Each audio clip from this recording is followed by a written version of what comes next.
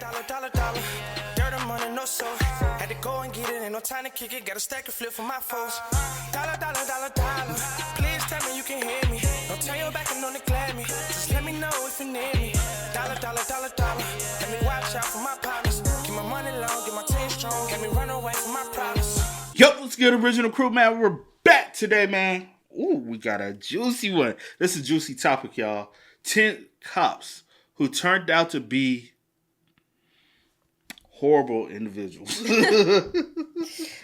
When I say horrible, I mean downright disgusting individuals, man. Mm-hmm. This crazy right here, bro.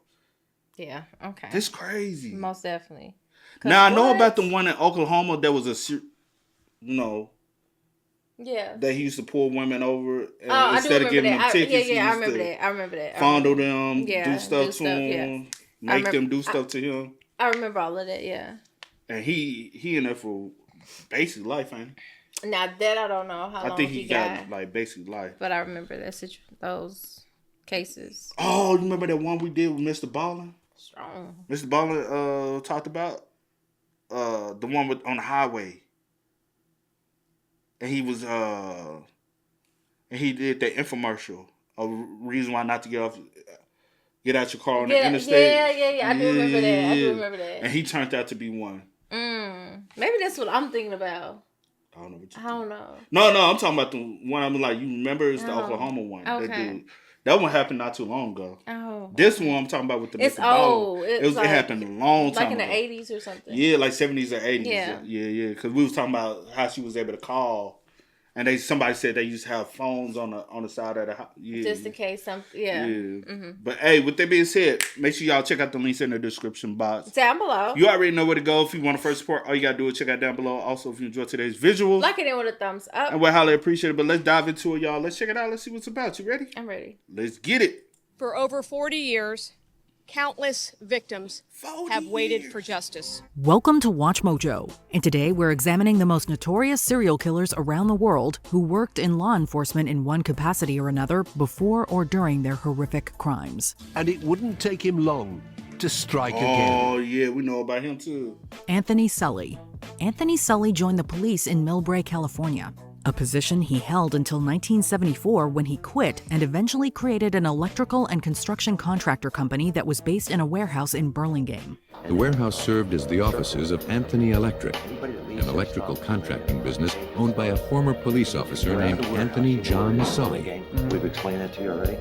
So here's how you better known as Jack. Soon, he fell into the escort scene, befriending those in power, such as Tina Livingston. Between 1982 and 1983, with the aid of Livingston and other accomplices, Sully took the lives of 6 people at his warehouse.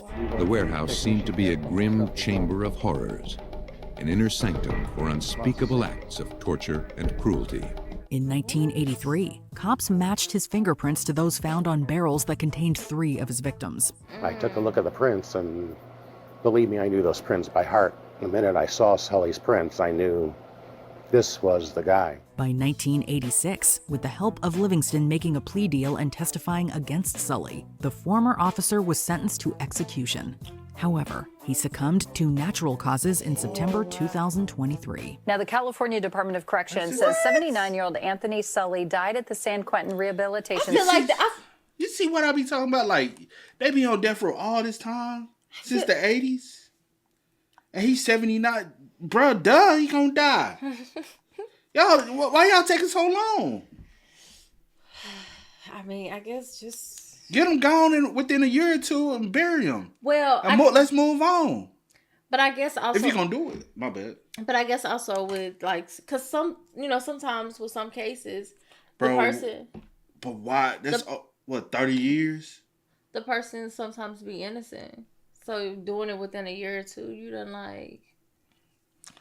Bro, at least there's evidence. I'm not saying I'm saying in cases in general, because you said do it within a year or two, but it's a lot of people that's that's in prison that have succumbed to. Yeah. But okay, let's do an evidence by evidence case. If your evidence 100% pinpoints you in to get it, and you confess and they put you on death. I've seen him before, because I don't know if like an article or something was put out on him and it came to like, because I feel like It's kind of, I don't know, maybe. But do you think they waited too long? For him to just be sitting around on now death with row? him with having so much evidence, having his fingerprints, having somebody Confess also and put him like yeah, that was a long time to have someone, but I don't know how each state works and operates and the reason. Yeah, I don't know. That's just a waste of taxpayers' money, though. You should just gave him a life in jail. Then that's what he basically If got. that's the case, yeah. Center last Friday morning. Florisvaldo de Oliveira. On top of being an officer of the military police in Sao Paulo state in Brazil, Florisvaldo de Oliveira, also known as Cabo Bruno, took the law into his own hands. Operating on his days off from work and working for merchants, he would drive to the outskirts of Sao Paulo and kill them. He was a violent vigilante who took the lives of many people around Sao Paulo in the 1980s. Sometimes, their appearance would be enough for Oliveira to strike. It's also believed he led a gang that included other officers. Sao Paulo military police believe that Oliveira worked with at least 2 high officials, a captain and a lieutenant, as well as 12 police officers in the city's south zone in committing his murders. While Oliveira was arrested in '83, he escaped 3 times. But eventually, he was sentenced to 113 years for slaying 50 people. However, in 2012, after becoming an evangelical pastor and getting support from officials, Oliveira was released after serving 27 years.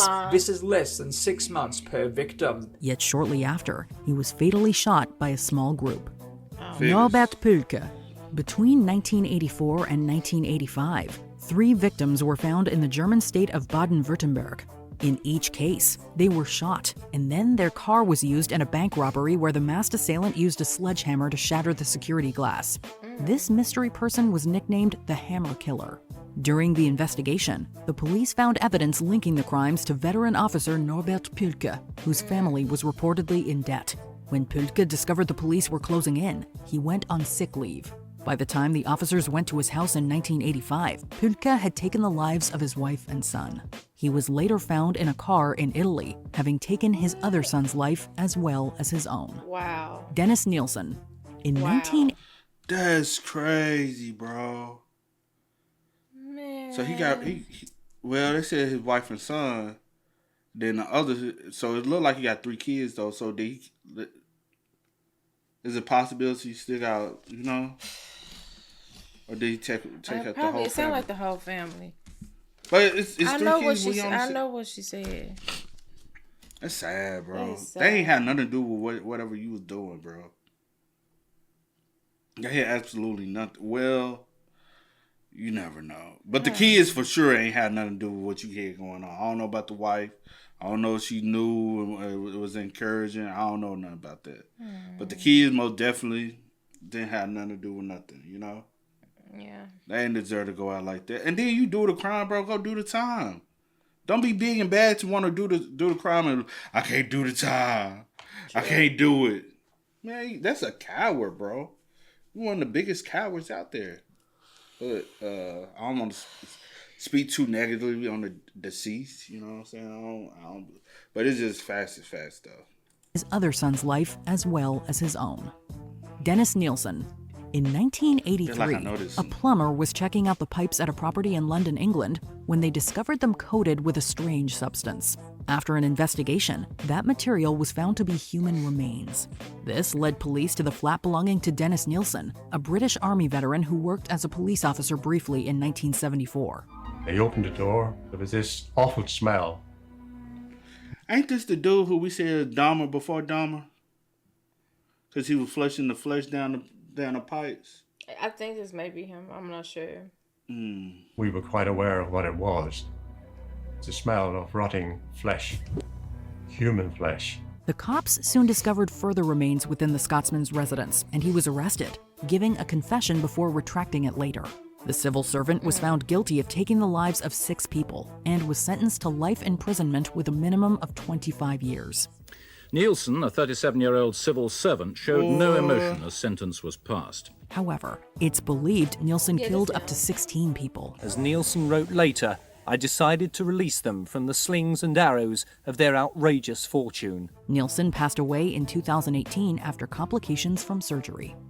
Mikhail Popkov, nicknamed the Werewolf, Mikhail Popkov is believed to be one of the most prolific serial killers around. За совершение 22 убийств и 2 покушений на убийство женщин в январе 2015 года. Using his hometown of Angarsk, Russia and the surrounding area, Popkov worked as a police officer and a security guard while he hunted women. He offered rides to women, sometimes in his police car while he was off duty. He occasionally used his job to return to the scene of the crime.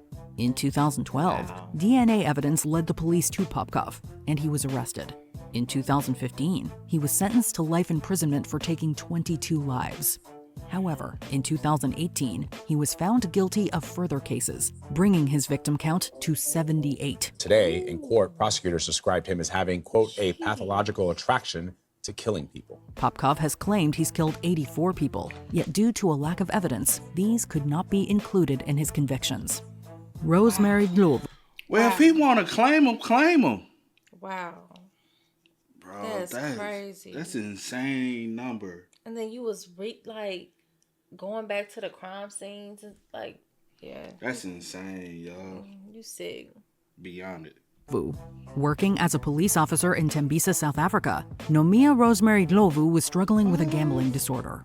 As such, she used to skip work to avoid paying her debts.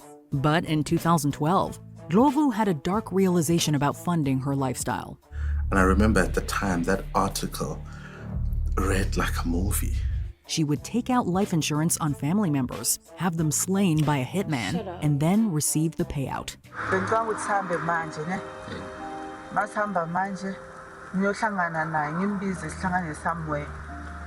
Until 2018, she did this to 6 people, including her sister, her boyfriend, nephews, her niece, and a cousin. However, when Glovu asked a hitman to take out her sister and her children, she didn't realize the person was actually an undercover cop. Police had set up a sting operation when one of the men that were hired to take out her sister turned to the police because they got scared. In 2021, Glovu was sentenced to 6 life terms for her spree.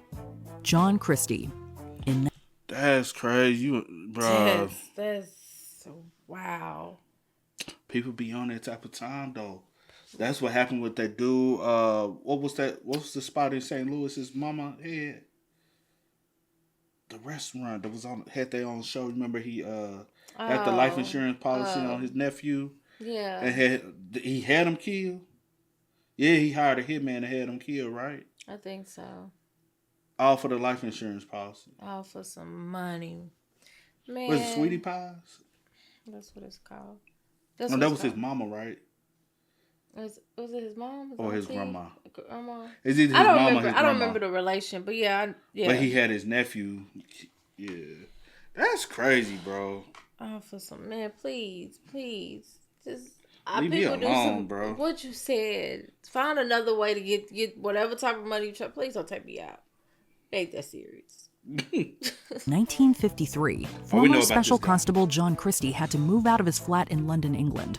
It was then discovered that 3 bodies were hidden in the kitchen. Christie then took her body to the alcove, placing it alongside his previous 2 victims. For a week, Christie evaded capture before eventually being caught.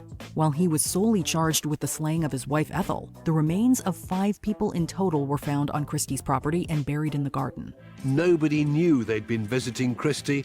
It meant he was free to continue his murder spree. He also confessed to the killing of Beryl Evans. With testimony by Christie, Timothy Evans was wrongly executed for killing his wife and their daughter in 1950.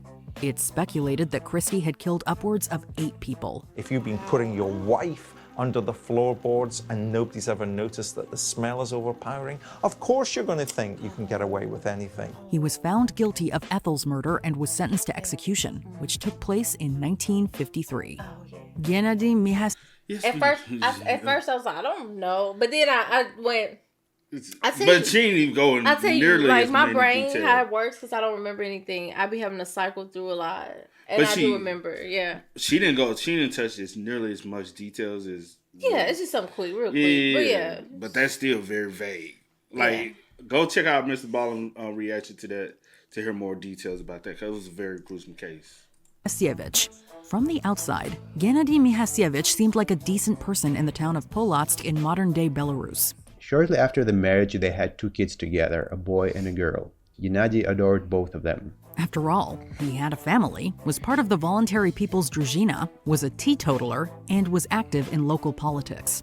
However, from 1971 to his capture in 1985, Mihasiewicz took the lives of many people, then robbed them and handed the items to his unsuspecting wife. Due to his voluntary police position, Mihasiewicz even investigated his own crimes. Wow. There are even reports of other people being executed for Mihasiewicz's slayings. In 1979, militia arrested Nikolai Tirenia for a murder of a woman. He was homeless and didn't have a job. That's why he couldn't give any alibi. He was caught when his handwriting matched notes left on the victims.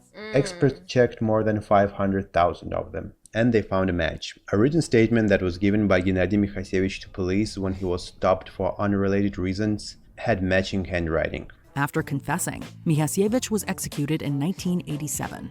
It's speculated he took the lives of more than 55 people. Joseph James D'Angelo. Due to advances in DNA technology, it was discovered that the mysterious assaulter and the original Night Stalker who had terrorized California were the same person.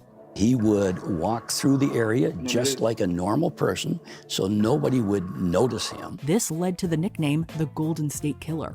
In 2018, using genetic genealogy with DNA evidence from the crime scenes, the police found the culprit, Joseph James D'Angelo.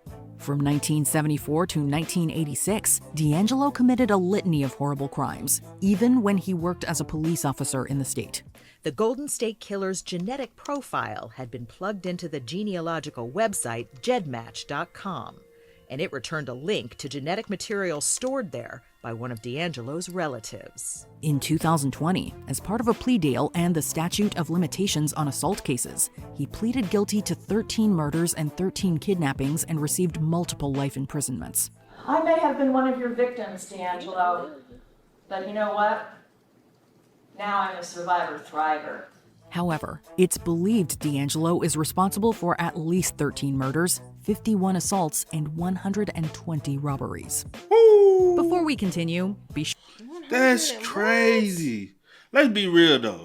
He probably like, I don't give a fuck. I said he done lived his life, honey. He look like he on his last leg. Yeah, he on the last leg, trying to give me some medical. I'm able to get medical attention that when I need it. I ain't, you know, it's just them beds gonna be a little hard for his back being at that age. But other than that, especially when you've been living comfortably in your own type of bed you want, you know, or in a prison at that age, them beds, they horrible. Mm-hmm. They horrible. That's crazy. But he did it to himself, bro, for that long. Yeah. For that long. And got away with it. He got away with it. That's what we and did so many crimes. And lucky if it wasn't for the family genealogy, we wouldn't even got him. His thing ain't even in the system. He was a cop. He was a whole cop. That don't even make sense. They most definitely should have their DNA in the system. All this crime he was doing. Nobody knew nothing. Well, also because he's a cop. Like, I know how to get away with it. Yeah. How to get away with my... Let's be real. Go into your settings and switch on Crazy, notifications. Man.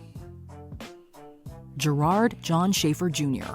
In 1972, Gerard John Schaefer Jr. had hidden his dismissal at the Wilton Manors Police Department for harassing women to become a sheriff's deputy in Martin County, Florida. Oh, wow. Shortly after, he abducted 2 teenage girls. However, they escaped and Schaefer was arrested.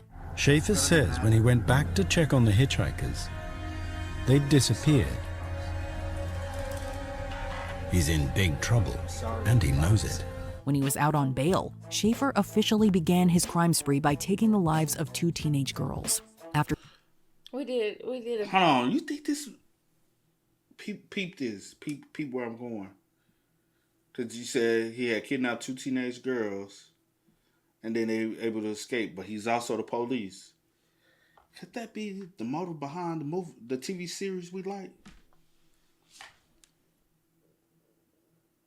What TV series? Big Sky. The original first season. I don't know something about. Oh no. Then they started trying to switch up stuff, and it just it went down from there.